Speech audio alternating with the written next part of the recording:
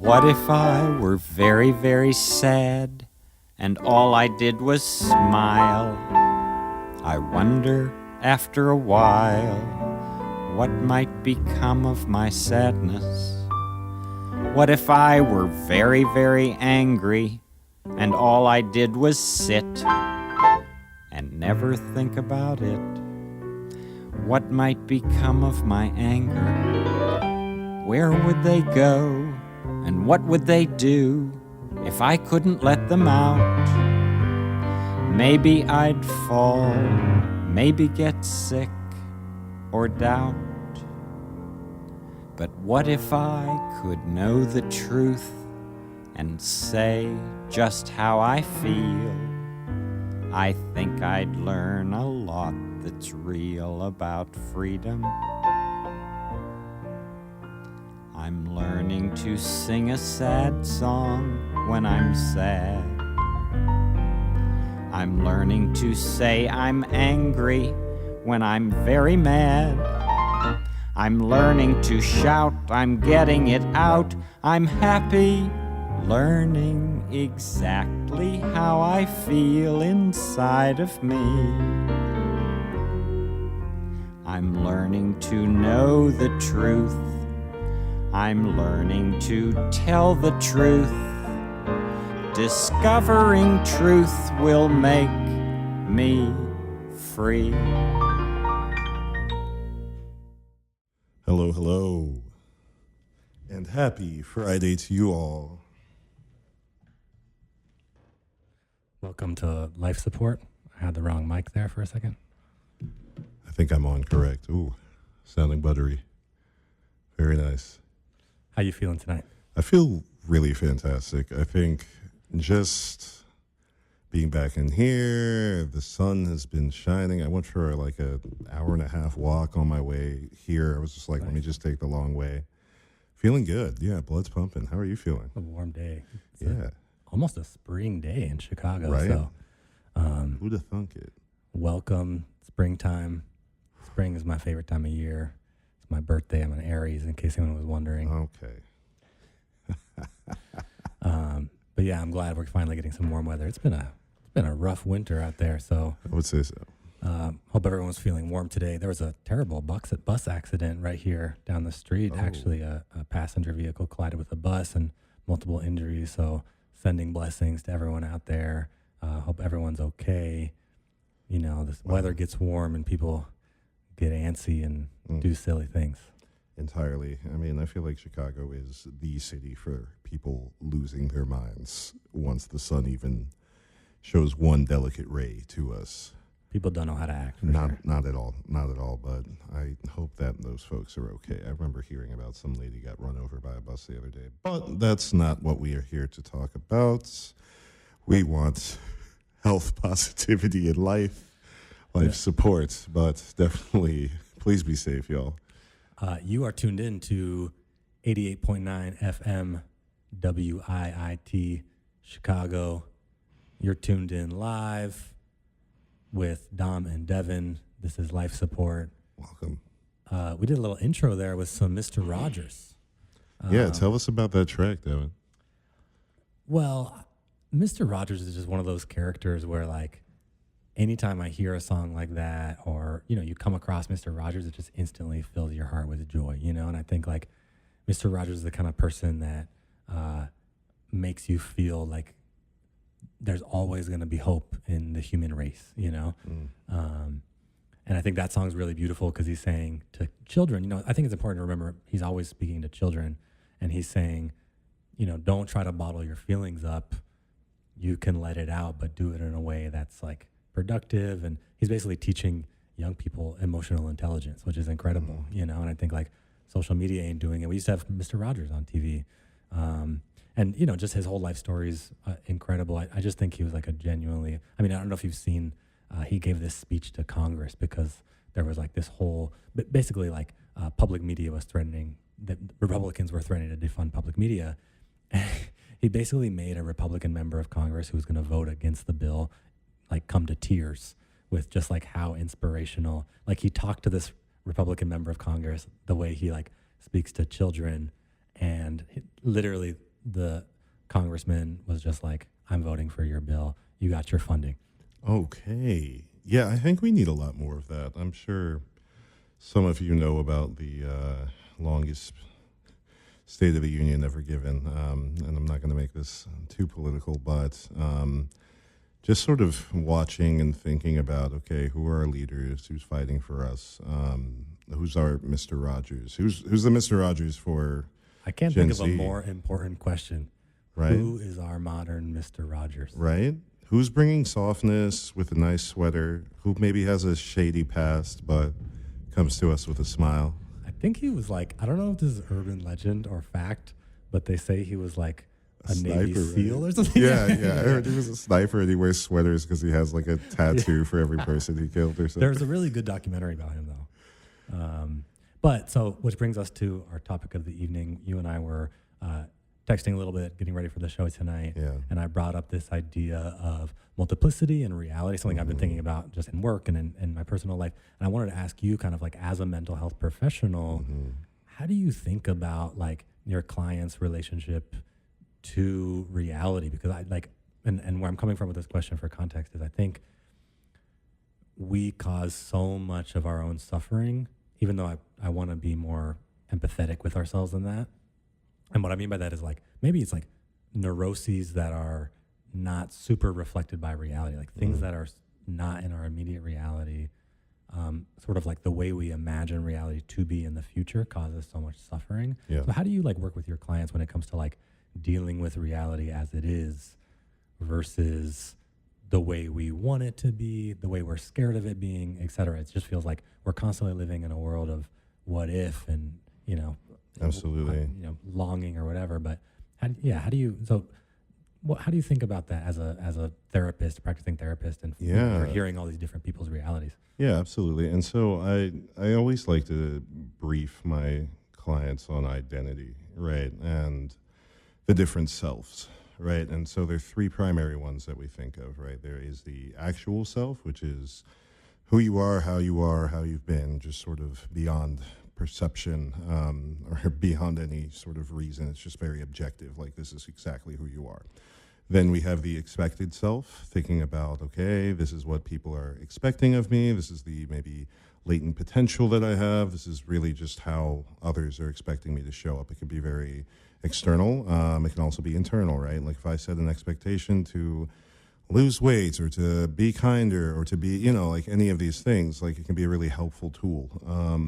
And then it can also be really soul crushing if we can never actually live up to that potential, right? And I think a lot of folks know quite a bit about that, especially as we talk about social media. Like, what are you expecting of yourself compared to others or, whatever.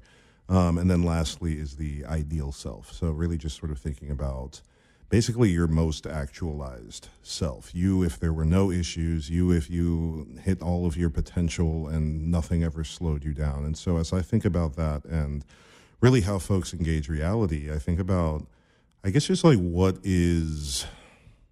how much space do we have between these? Like marginally, are they all aligned? Are they perhaps just leagues apart? Maybe a couple are closer than the other, but as you sort of examine, okay, is my ideal self even someone I could ever be? Is that something we could shift so that it feels a little bit more realistic or attainable? Yeah, taking a little bit of a different approach. One of the things that I think a lot about with this discussion of reality, actually coming from, I think, what would be like a Buddhist, maybe more Eastern perspective, is essentially this idea that mindfulness is living in a way that is aligned with reality. Like the more that you're living in a world, i.e. like your experience is directly aligned with reality, is kind of like how enlightened you are, how mindful you are. This idea that mindfulness is acting upon reality in a way that's appropriate instead of a way that your neurosis is telling you to, right? An example of this might be like, this tremendous acquisition pressure that we feel, the pressure to acquire new things all the time, and this obvious falsehood. Like none of us really believe that buying this thing is gonna, make me happier. But that's still very much what we teach young people. That's like a very internalized thing that we have. It doesn't reflect reality at all. I think we all kind of know that, but it's difficult to act on reality. And that's another thing I kind of wanted to talk about. And maybe we can bring this back to like your mental health practice as a therapist. Like, it's one thing to have an understanding of reality as it is, your ideal self, as you were talking about. But it's another thing. It's much harder to like act on what you want. Like, it's much harder to act on the thing that gets you closer to your ideal self, which I'm saying, I think from my perspective, this kind of more spiritual perspective means that you are acting with reality, or like as a Taoist would say, like you're essentially letting reality, the way the Tao flow through you, and you're acting in harmony with the universe. But how do you think about that? How do you help folks act on what they know to be right, what they know that they want, even though so many things cause us to act in ways that are actually against our own interest? Absolutely. So I was actually reading up a little bit about multiplicity and I guess like dualism, and really even the concept that similarity, like we can only see similarity through the lens of difference. And so like even in the duality of that, like there is, I guess, like some ideal form that we're all looking at. And so even in thinking about how I talk to my clients, obviously I wouldn't phrase it as such. You won't ever want to be speaking like that to the layman, not to say that they don't know philosophy or anything, but in thinking about, okay, when did you feel fulfilled? When do you feel maybe that ability to feel fulfilled was taken from you? And if so, sort of thinking about, okay, what's a vulnerable version of yourself that you think back to? I think of myself, young husky boy, had no idea how to Husky boy. really speak, very husky. Thank you, Gap, for all the extra-sized teas for little guys. And thinking about, okay, as that little individual, what did they want? What were they looking for? Was it acknowledgement? Was it freedom? Was it just like softness and acceptance from other people? Maybe it was just the right acne medicine. But as we think about, okay, what were you looking for then? What needs are you thinking about now? And not just to get into like Maslow's hierarchy of needs, but as you think about that feeling of belonging, right? And how often are you sort of experiencing that? How often are you experiencing awe? And awe meaning, those moments that give you goosebumps, those moments that make you sort of feel like aligned with something greater than self. Because I think often when we get bogged down by, oh, my ego, and I have all these like demands of, and ideas, and really just going back to what I was saying about, okay, like how separate are these versions of you? And do you really see yourself like on the path towards this next thing? Because they're adjustable. Like that's the beautiful thing. Your expected self is always a mutable quantity. And so like as you look at it and as you observe it and say, oh, actually I was expecting a little bit too much of myself. I wanted to go to the gym 5 times a week.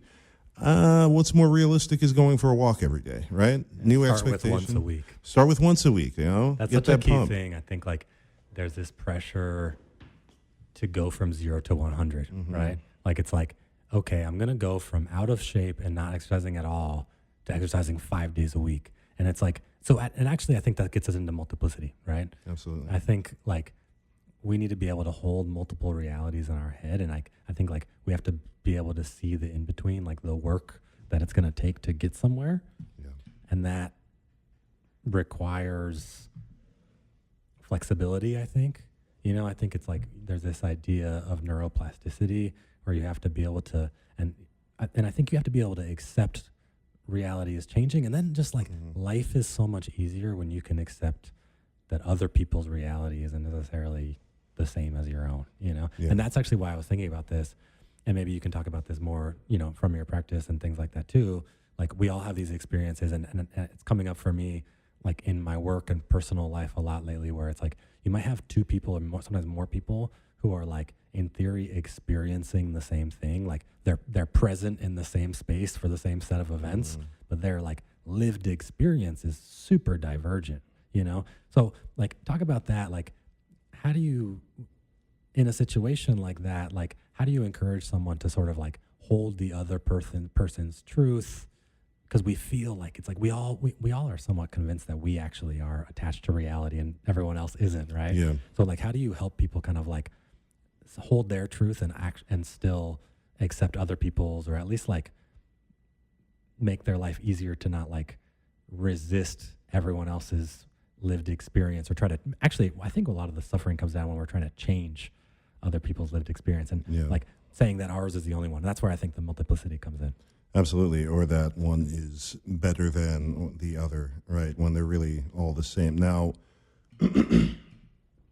I guess even as we think about what is it to feel free or aligned, and, you know, as I speak to my clients about, I guess just even what's their definition of actualization? What is their definition of comfort, right? And I think one of the things through this sort of like consumerist lens is I am looking for that moment when I have all the things, right? When I'm able to sit back, cross my legs, and say, wow, I did it, right? And we think about it through that same metaphor of like hiking the mountain, that sort of coming back to what you were saying last week of, okay, I'm on the mountain, and as I grind and move upward, right, I'm staring up. I'm literally looking up. Now, if I look down, exactly. Oh my God, we can get into Sisyphus all day. I love talking about Camus and Sisyphus. Yes, but Camus, like Myth of Sisyphus. Yes, just quick shout out for Camus. Yeah, Myth of thank Sisyphus. you for that, you cigarette smoking Nazi sympathizer. And so while we think about, I guess just even like, okay, where are my feet on the ground? How do they feel on the ground? Have they ever felt safe on the ground? And is it mine? And as I look over at my neighbor, and you know, it's funny. I was watching an interview talking about, I guess even like the 10 Commandments, and thinking about, okay, what is it that we are looking at from others, right? Knowing that one of the base sins is not wanting to covet thy neighbor's oxen, right? How far have we sort of moved from that? Like our whole life. Absolutely. That is like, that is our plane of existence, you know, keeping up with the Joneses. Like the fact that that's even a term. You don't even know who, I don't know who the Joneses are. I don't know where that even came from. You do though. Like we know. Yeah. Like, you know, like you hear the Joneses, and you have like, what's crazy is what comes to mind. A white, beautiful, heterosexual, right? Like it's like we know exactly what comes to mind. Yes. And that's actually that crazy, like wild, deep conditioning that I think we need to fight, because it's like, you think that, and I actually, going back to what you were saying before about like, you always are waiting to get to that spot. I think one of the great perils of our current culture, especially social media, and just kind of like the pace of media, especially for young people, is like the constant promise of like the cheat code. Mm-hmm. Like it's like, and like, what's like the whole tone of social media videos these days? It literally is like, just watch this video for 5 minutes, and I'm going to tell you how to be a millionaire in 12 steps. Just pay me $500 for my, and it's like this like whole weird tone where it's like everyone is actually selling the like cheat code to life. It's like, my thing is going to solve your, and it's like, we've gotten to such a weird meta stage of capitalism that what we promise is actually like ultimate spiritual fulfillment, because like there's nothing else, because we essentially like live like kings. We like go to the grocery store in the middle of winter in Bronzeville in Chicago, and there's like a plethora of, you know, fruits from the tropical rainforest and like different kinds of coffee from all over the world. It's like, you know, the bounty is insane. Oh yeah. Even, you know, like, and not to diminish the struggle of folks who are poor, but like poor, relatively speaking. Well, like let's talk about like a middle class family lives incredibly well compared to like our journey throughout history. That's not, and that doesn't mean that it's okay for people with billions and billions of dollars to live the way they live at all, you know, eat the rich. But I guess what I'm saying is I think like a big part of this is coming to the reality of, and like where are we actually satiated? Like what is that line? And like there's actually good research and science on it. And it's like, you don't actually need to make that much money. Like what it really comes down to is like feeling connected, back to your previous point, feeling a sense of belonging, and like it doesn't have a lot to do with money or things at all. I love the concept of satiation just around even just like the word enough. Thinking about Hungry Ghost Hell.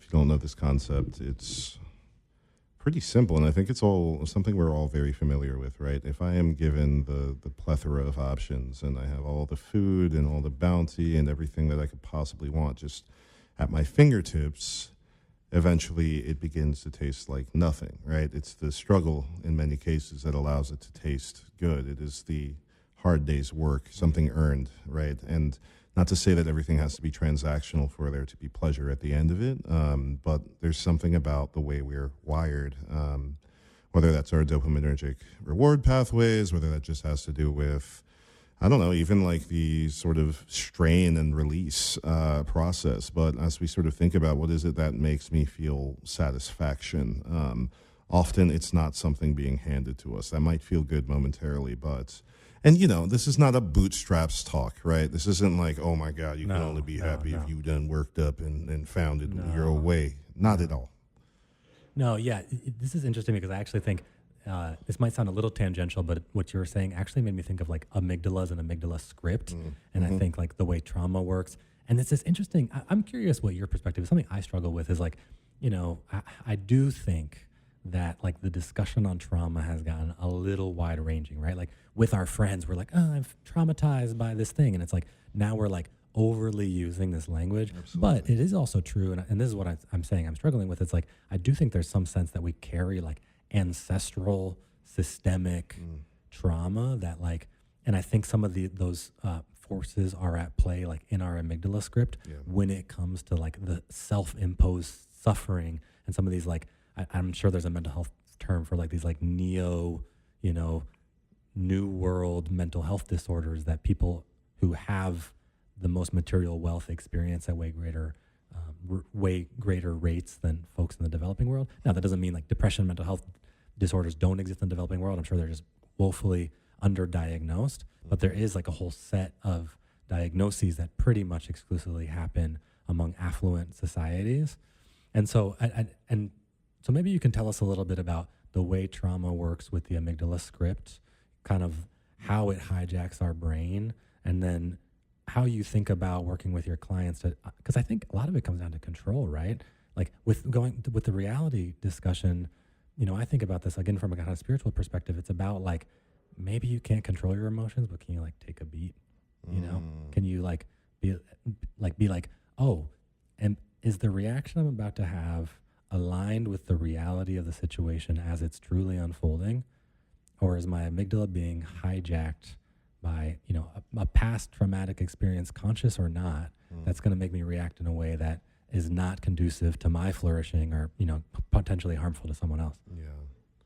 Well, it just kind of makes me even wonder as we think about neural structures. I was in a class called The Idea of Race during college, and one of the things or videos we watched was about this woman who was a black woman. It was during the 90s, and she was pregnant and talking about all of the sort of microaggressions, racism that she was experiencing and how that influenced her nervous system and thus her circulatory system and thus the child that was inside of her, and how this would ultimately inhibit its neural structures, right? And you think about like fetal alcohol syndrome or anything that can happen while anyone is in vitro, anyone's in the womb. And you think about, okay, if this child is pumped with fear constantly, it's just learning and it's that much more acquainted to fear, anxiety, like stress. It's getting all of these hormones through mom. And then, boop, you're born into the world and splash, like you're carrying all of this.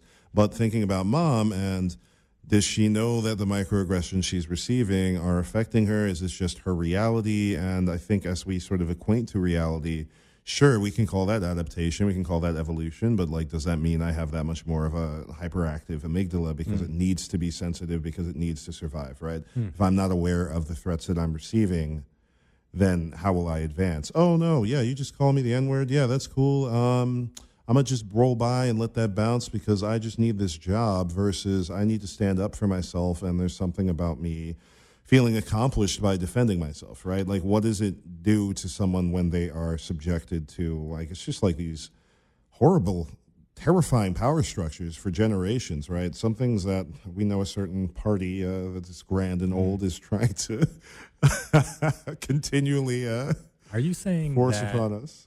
Are you saying that a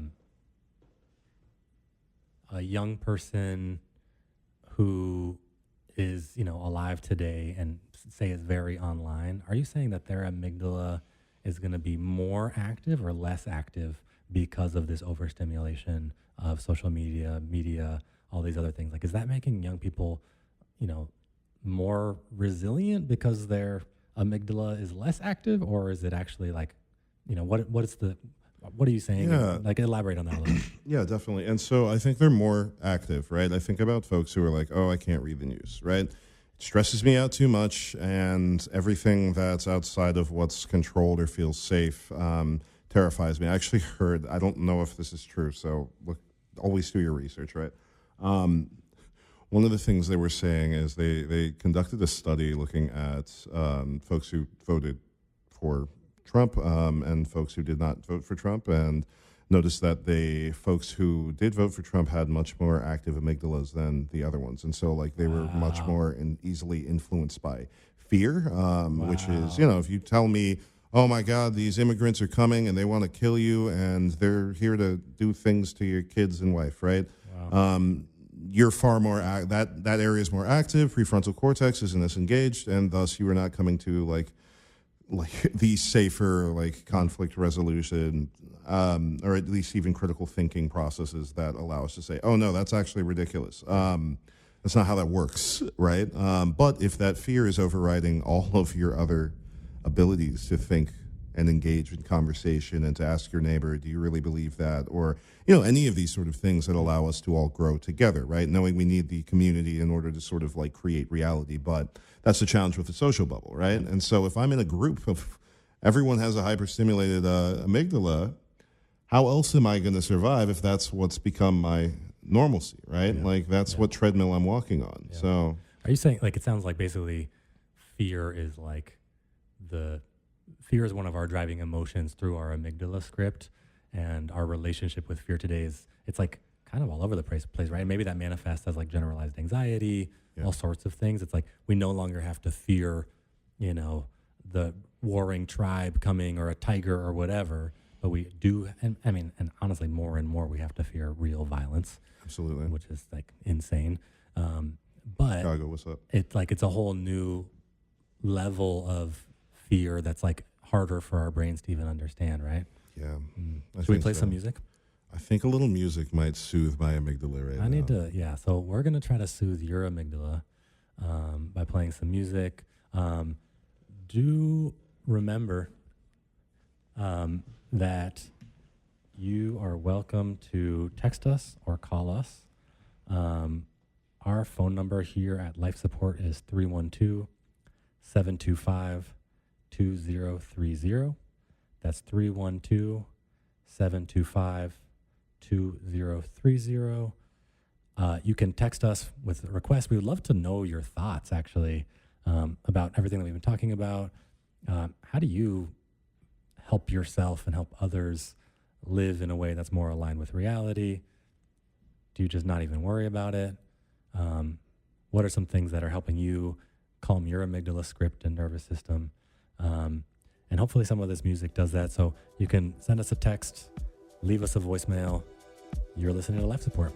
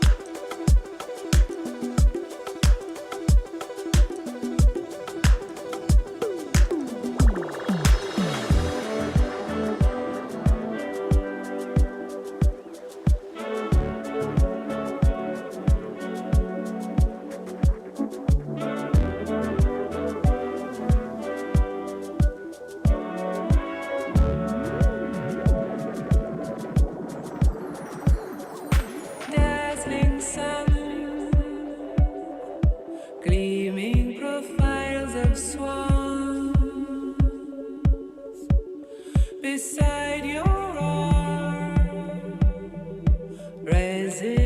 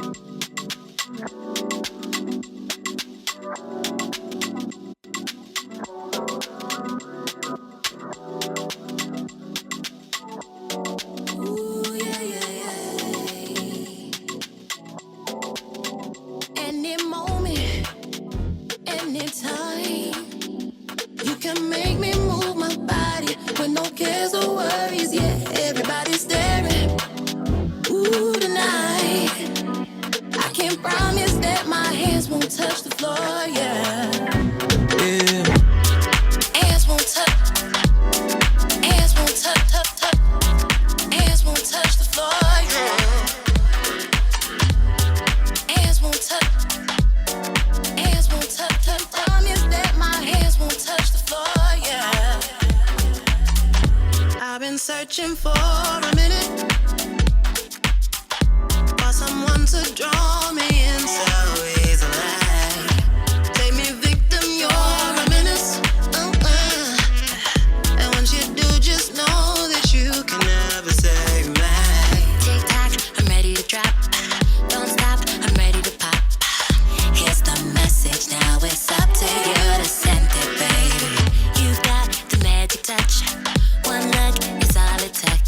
My fire's blazing, I don't think you understand that. Any moment, anytime, you can make me move my body with no cares or worries, yeah. Everybody's staring, ooh, tonight. I can't promise that my hands won't touch the floor, yeah. Yeah. Hands won't touch. Hands won't touch, touch, touch. Hands won't touch the floor, yeah. Hands won't touch. Hands won't touch, touch. Promise that my hands won't touch the floor, yeah. Fever gets so high as you blow my mind. I'm feeling something real, babe. Don't you leave me now. Meet me on the ground and show me something serious, babe. You're enticing, you're a villain. Came in silent, boy, your head was deadly. Now we dancing and I'm living, babe. For this rush, nobody's ever given to me. Tick tock, I'm ready to drop. Don't stop, I'm ready to pop. Here's the message, now it's up to you to send it, baby. You've got the magic touch. One look is all it took. My fire's blazing, I don't think you understand that. Any moment, anytime, you can make me move my body with no cares or worries, yeah. Everybody's staring, ooh, tonight. I can't promise that my hands won't touch the floor, yeah. Yeah.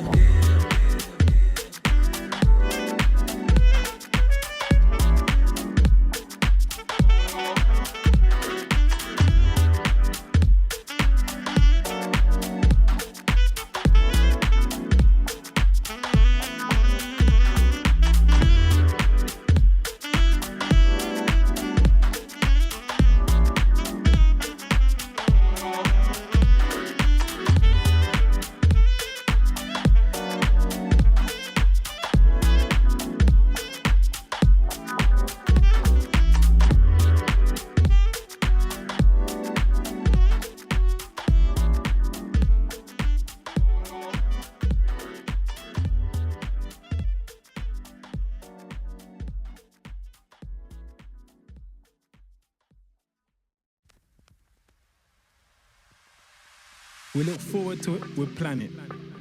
We champion and celebrate it. We let our hair down and misbehave. We throw caution to the wind. Relax that stiff upper lip. Enjoy the music and shake up our hips. West London streets harbour people of all nations, together with joy pouring out. I watch cultures marinate, cultivate and assimilate. On this day in humanity, I have faith. A sense of pride, colours brighten up the sky. Clouds threaten rain, but that can't break our day. Revelers dance like no tomorrow. Bass lines rip through speakers hollow. Familiar faces, passionate embraces. I feel brave today. Mobile phone exchanges, we see aunties and uncles from communities far and wide. How you grow big, sir? Them ask and tease. Small talk and pleasantries, and then we move on.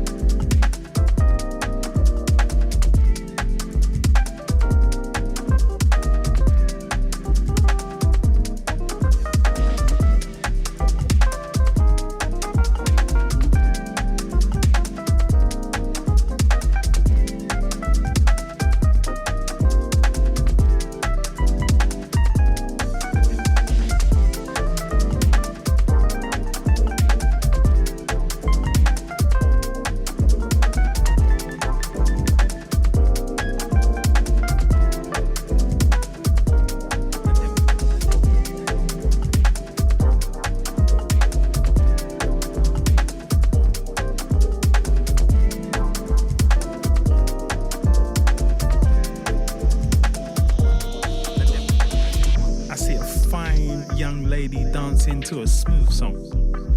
I catch her eye and make my move. Courage is there, I'm afraid for lose. I reveal my teeth with a smile and ask her name, and by the time I look round, our bodies locked in an embrace. I feel alive, spirit raging, express my little rhythm on the pavements. We dance and carry on, fun, rum and buns, spice me at heart. My country's flag on my chest with pride, me a war. 2 days of intertwined cultures, 1,000 stories, the sounds tell me. 1,000-watt smiles plastered on faces, the color and the loud clothing give me a clue. You see, this is our time, oh carnival, how I love you.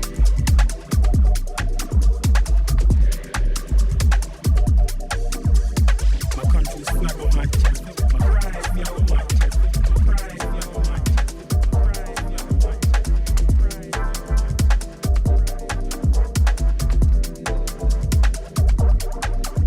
2 days of intertwined cultures, days of intertwined cultures, days of intertwined cultures.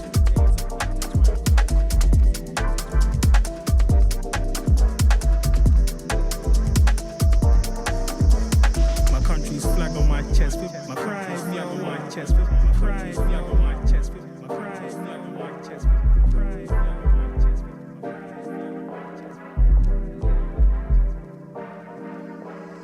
2 days of intertwined cultures.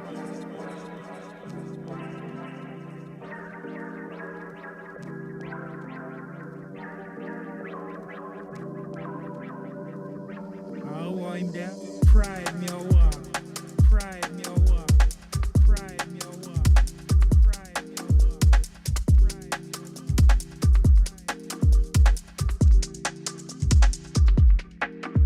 2 days of intertwined cultures, days of intertwined cultures, days of intertwined cultures, days of intertwined cultures, days of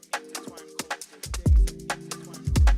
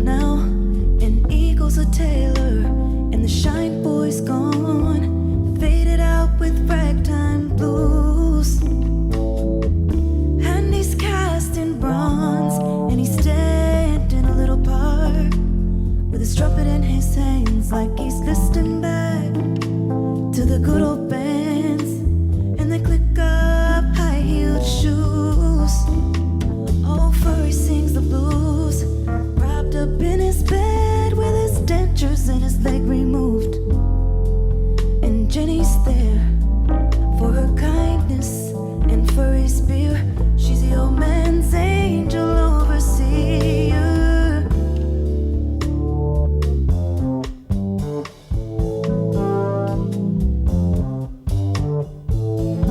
Pawn shops glitter like gold tooth caps. In the great decay, they chew the last few dollars off of Beale Street's carcass. Carrion and mercy, blue and silver sparkling drums, cheap guitars, ice shades and guns, aimed at the heart but a beating no one. Down and out in Memphis, Tennessee, old furry sings the blues. Bring him smoke and drink and he'll play for you. It's mostly muttering now and sideshow spiel, but there was one song he played I could really feel.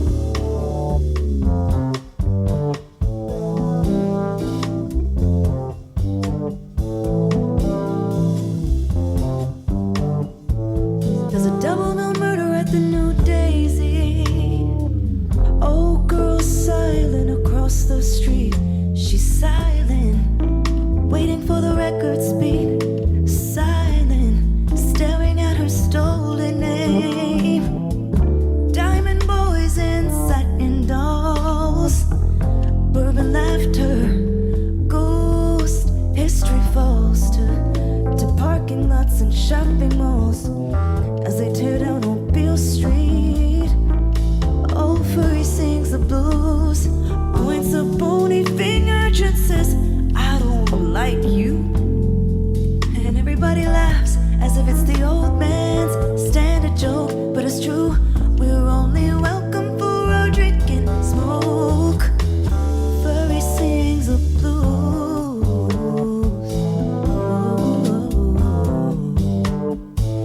WC Handy, I'm rich and I'll pay.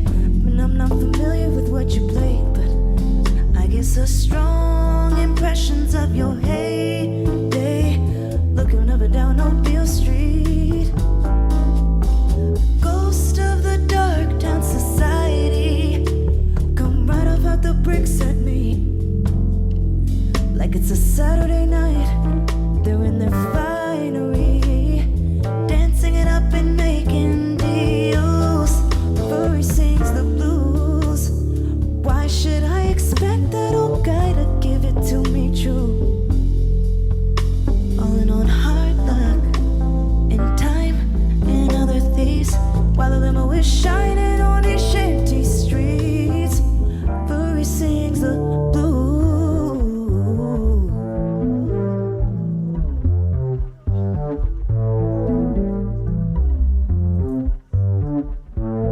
Oh, furry sings the blues. Oh, furry sings the blues. Oh, furry sings the blues. The blues. The blues. Oh, furry sings the blues. Period.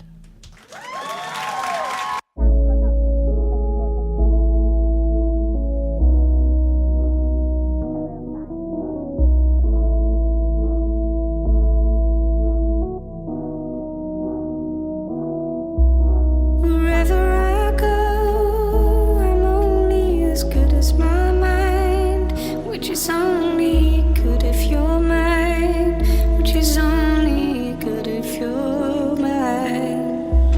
Wherever I go, I'm only as good as my mind, which is only good if you're mine, which is only good if you're mine. Good if you're mine.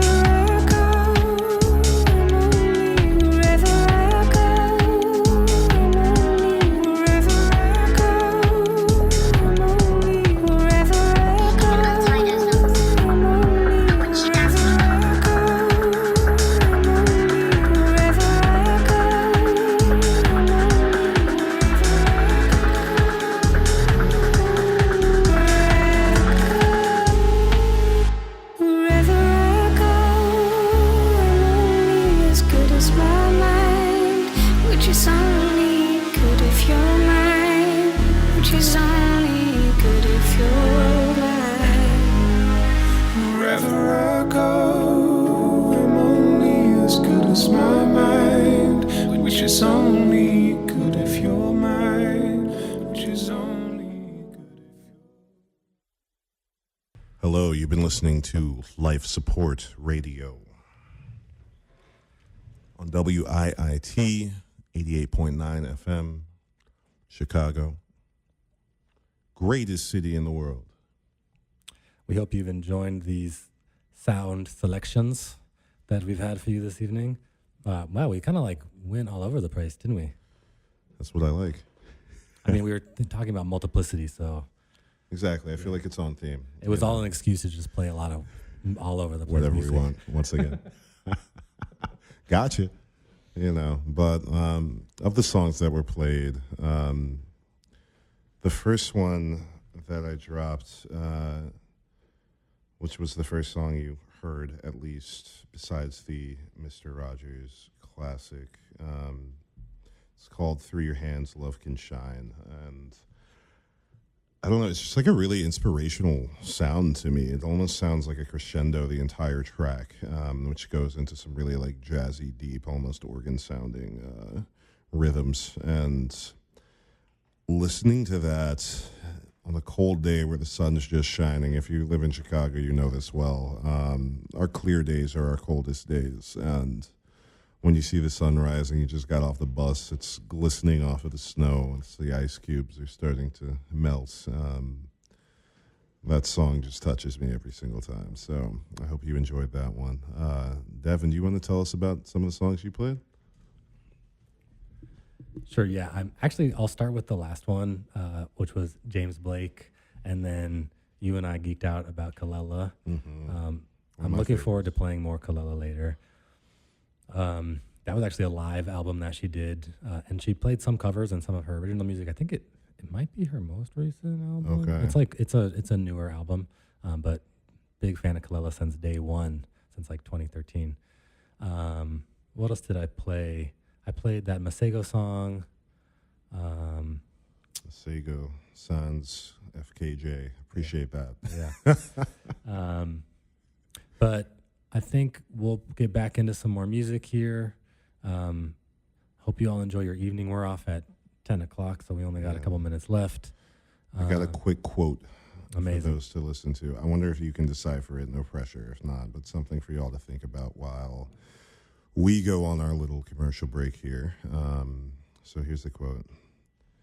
The eternal return eliminates that which renders it impossible by rendering impossible the transport of difference.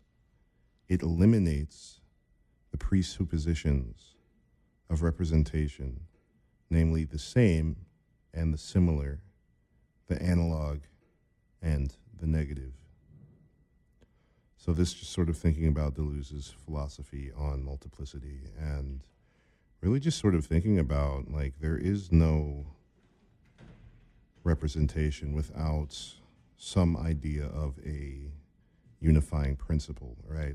If something is same or similar, we are always referring back to the original, and given just the test of time, we've never actually witnessed that. It's more of a sort of high concept. It's much more metaphysical. When we even sort of think about really some of the properties that humanity's been so attached to, just even thinking about, okay, like even the concept of beauty.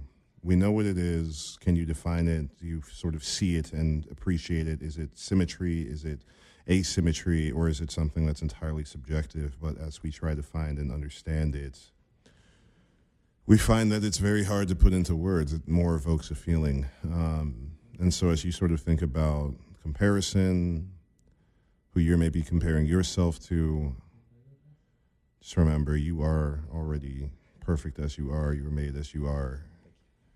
So sit in yourself and be at peace, or try to find peace, knowing that's sort of the eternal goal. So here comes our ad. Hope you can chew on that. This is Life Support.